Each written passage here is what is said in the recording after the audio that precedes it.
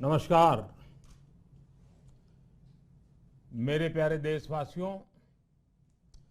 आज मैं अपनी बात की शुरुआत एक वेद वाक्य के साथ करना चाहता हूं। कृतं में दक्षिणे हस्ते जयो में सव्य आहितः। इस बात को भारत के संदर्भ में देखें तो बहुत सीधा साधा अर्थ यही है, हमारे देश ने एक तरफ कर्तव्य का पालन किया तो दूसरी तरफ उसे बड़ी सफलता भी मिली। कल 21 अक्टूबर को भारत ने 1 बिलियन 100 करोड़ वैक्सीन डोज का कठिन लेकिन असाधारण लक्ष्य प्राप्त किया है। इस उपलब्धि के पीछे 130 करोड़ देशवासियों की कर्तव्य शक्ति लगी है।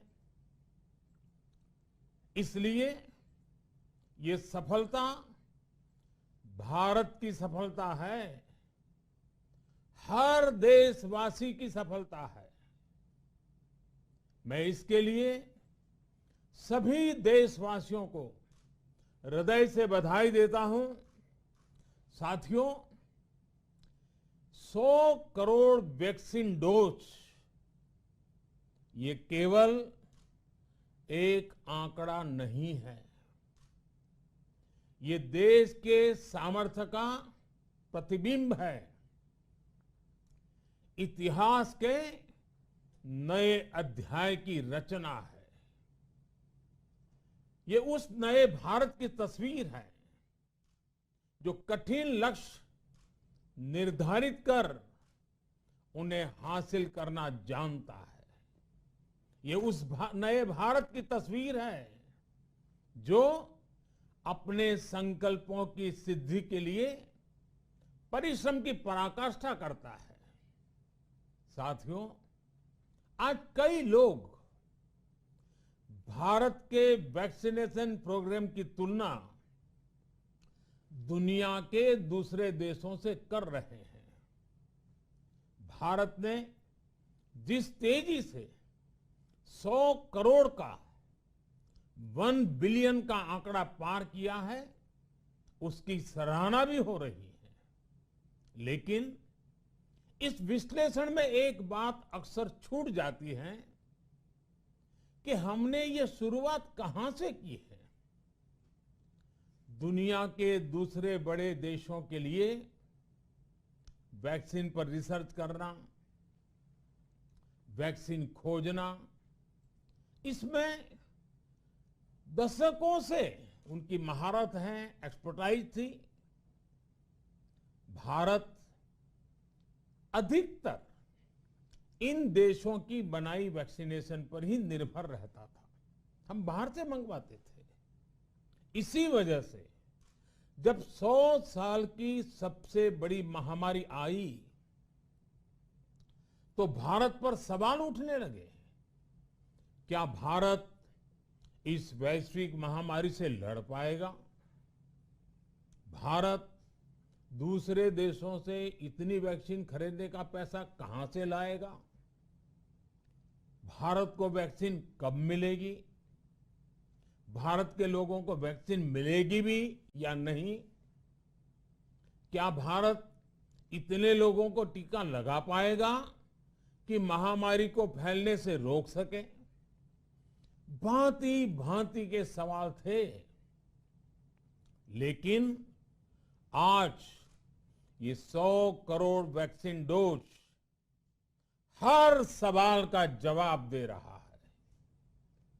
भारत ने अपने नागरिकों को 100 करोड़ वैक्सीन डोज लगाई हैं और वो भी मुफ्त, बिना पैसा लिए।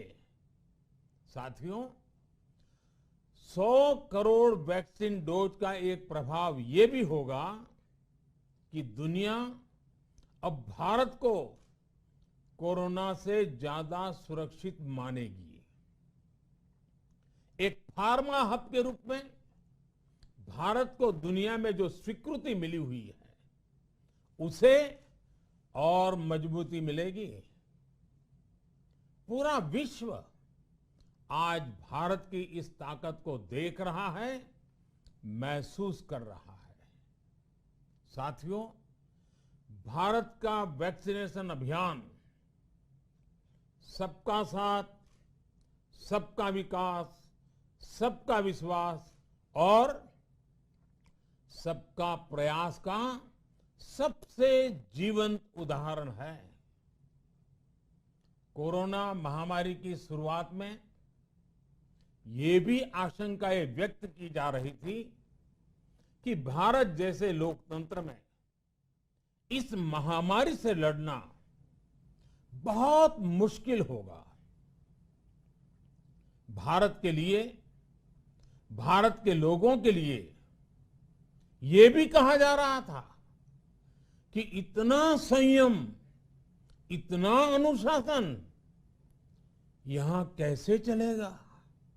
लेकिन हमारे लिए लोकतंत्र का मतलब है सबका साथ। सबको साथ लेकर देश ने सबको वैक्सीन, मुफ्त वैक्सीन का अभियान शुरू किया। गरीब, अमीर, गांव, शहर, दूर सुदूर, देश का एक ही मंत्र रहा कि अगर बीमारी भेदभाव नहीं करती तो वैक्सीन में भी भेदभाव नहीं हो सकता। इसलिए यह सुनिश्चित किया गया कि वैक्सीनेशन अभियान पर वीआईपी कल्चर हावी न हो। कोई कितने ही बड़े पद पर क्यों न रहा हो, कितना ही धनी क्यों न रहा हो, उसे वैक्सीन सामान्य नागरिकों की तरह ही मिलेगी। साथियों, हमारे देश के लिए ये भी कहा जा रहा था कि यहां ज्यादातर लोग टीका लगवाने के लिए आएंगे ही नहीं। दुनिया के कई बड़े विकसित देशों में आज भी वैक्सीन हेजिटेंसी एक बड़ी चुनौती बन गई है। लेकिन भारत के लोगों ने 100 करोड़ वैक्सीन डोज लेकर ऐसे लोगों को निरुत्तर कर दिया है। साथियों, किसी अभियान में जब सबका प्रयास जुड़ जाता है तो परिणाम अद्भुत ही होते हैं। हमने महामारी के खिलाफ देश की लड़ाई में जन भागीदारी को अपनी पहली ताकत बनाया। फर्स्ट लाइन ऑफ डिफेंस बनाया। देश ने अपनी एकजुटता को ऊर्जा देने के लिए ताली, थाली बजाई, दिए जलाए। तब कुछ लोगों ने कहा था कि क्या इससे बीमारी भाग जाएगी? लेकिन हम सभी को उसमें देश की एकता दिखी, सामूहिक शक्ति का जागरण दिखा। इसी ताकत ने कोविड वैक्सीनेशन में आज देश को इतने कम समय में 100 करोड़ तक पहुंचाया है। कितनी ही बार हमारे देश ने एक दिन में 1 करोड़ टीकाकरण का आंकड़ा पार किया है। ये बहुत बड़ा सामर्थ्य है, प्रबंध कौशल है, टेक्नोलॉजी का बेहतरीन इस्तेमाल है, जो आज बड़े बड़े देशों के पास भी नहीं है। साथियों, भारत का पूरा वैक्सीनेशन प्रोग्राम विज्ञान की कोख में जन्मा है, वैज्ञानिक आधारों पर पनपा है और वैज्ञानिक तरीकों से चारों दिशाओं में पहुंचा है। हम सभी के लिए गर्व करने की बात है कि भारत का पूरा vaccination program science born, science driven और साइंस बेस्ड रहा है। वैक्सीन बनने से पहले और वैक्सीन लगने तक इस पूरे अभियान में हर जगह साइंस और साइंटिफिक अप्रोच शामिल रही है। हमारे सामने चुनौती मैन्युफैक्चरिंग को लेकर भी थी, प्रोडक्शन को स्केल अप करने की भी थी। इतना बड़ा देश, इतनी बड़ी आबादी, उसके बाद अलग अलग राज्यों में, दूर दराज इलाकों में समय से वैक्सीन पहुंचाना, ये भी किसी भागीरथ कार्य से कम नहीं था। लेकिन वैज्ञानिक तौर तरीकों और नए नए इनोवेशन से देश ने इस चुनौतियों के समाधान तलाशे असाधारण स्पीड से संसाधनों को बढ़ाया गया। किस राज्य को कितनी वैक्सीन कब मिलनी चाहिए, किस इलाके में कितनी वैक्सीन पहुंचनी चाहिए, इसके लिए भी वैज्ञानिक फॉर्मूले के तहत काम हुआ। हमारे देश ने कोविन प्लेटफॉर्म की जो व्यवस्था बनाई है, वो भी विश्व में आकर्षण का केंद्र है। भारत में बने कोविन प्लेटफॉर्म ने न केवल आम लोगों को सहूलियत दी, बल्कि हमारे मेडिकल स्टाफ के काम को भी आसान बनाया। साथियों, आज चारों तरफ एक विश्वास है, उत्साह है, उमंग है। समाज से लेकर इकोनॉमी, हम हर तबके पर देखें, ऑप्टिमिज्म ऑप्टिमिज्म ऑप्टिमिज्म ही नजर आता है। एक्सपर्ट्स और देश विदेश की अनेक एजेंसीज भारत की अर्थव्यवस्था को लेकर बहुत सकारात्मक है। आज भारतीय कंपनियों में न सिर्फ रिकॉर्ड इन्वेस्टमेंट आ रहा है, बल्कि युवाओं के लिए रोजगार के नए अवसर भी बन रहे हैं। स्टार्टअप्स में रिकॉर्ड इन्वेस्टमेंट के साथ ही रिकॉर्ड स्टार्टअप्स यूनिकॉर्न बन रहे हैं। हाउसिंग सेक्टर में भी नई ऊर्जा दिख रही है।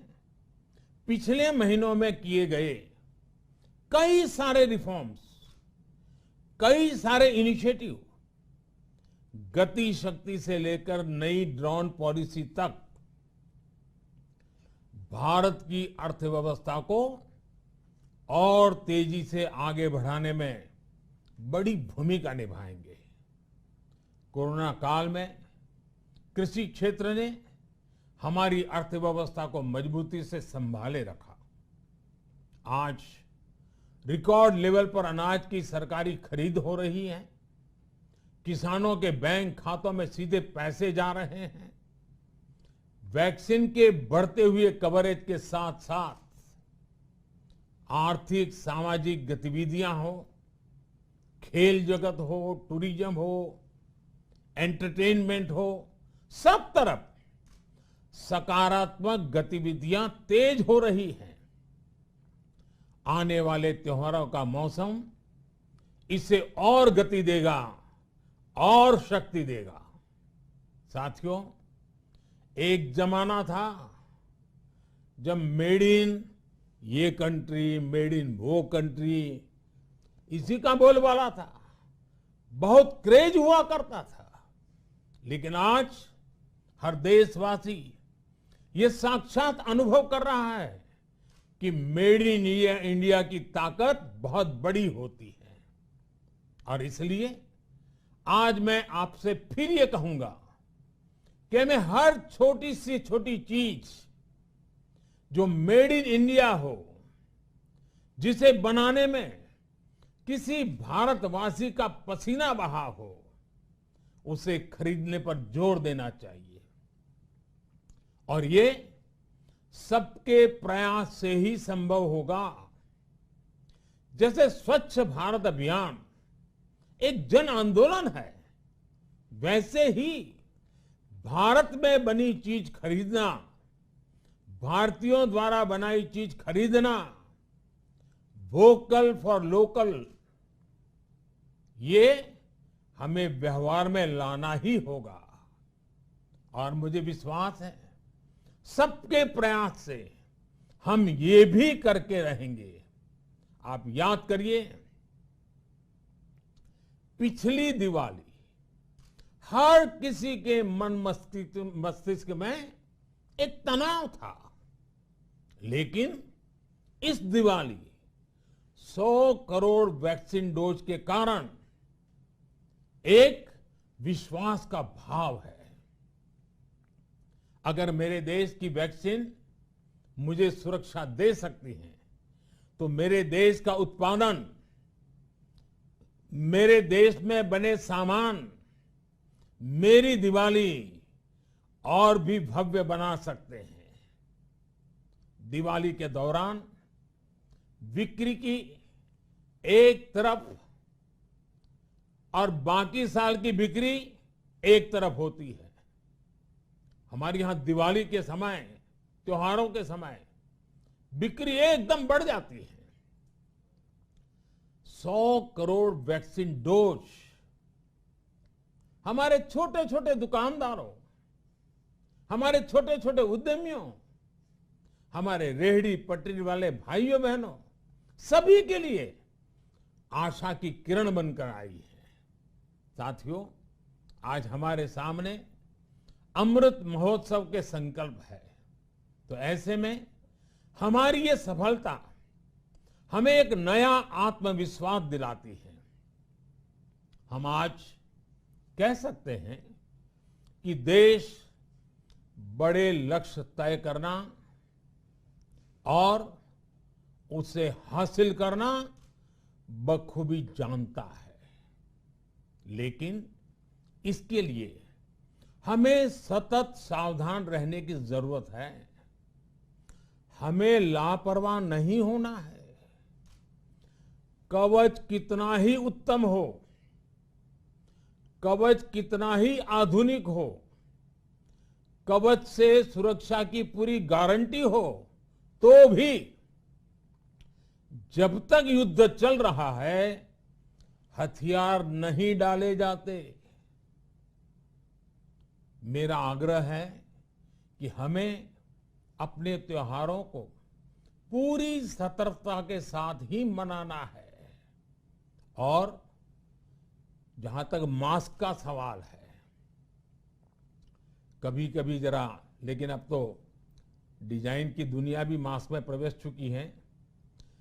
मेरा इतना ही कहना है, जैसे हमें जूते पहन करके ही बाहर जाने की आदत लग गई है ना, बस वैसे ही मास्क को भी एक सहज स्वभाव बनाना ही होगा। जिनको अभी तक वैक्सीन नहीं लगी है, वो इसे सर्वोच्च प्राथमिकता दें। जिन्हें वैक्सीन लग गई है, वो दूसरों को प्रेरित करें।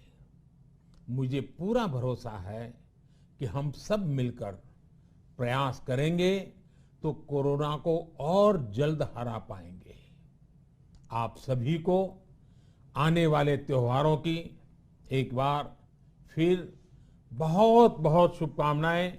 बहुत बहुत धन्यवाद।